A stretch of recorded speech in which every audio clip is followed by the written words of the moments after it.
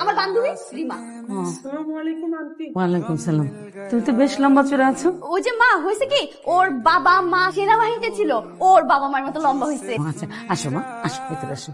শোনো না, কি ওর না তোমাকে অনেক দেখতে ইচ্ছা করতেছিল। কেন আমাকে দেখতে ইচ্ছে করছিল কেন? ছোটবেলায় মা হারিয়েছি আন্টি, আপনার চেহারাটা পুরো আমার মায়ের মতো।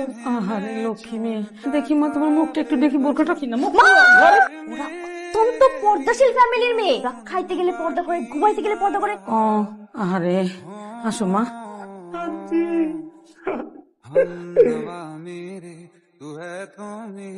শরীরটা তো শক্ত কেন?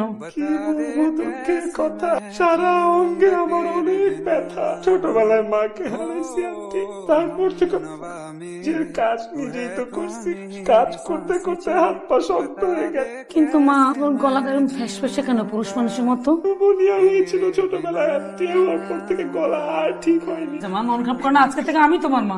আসো। চলো ভিতরে। এই যে তোমার আঙ্কেল।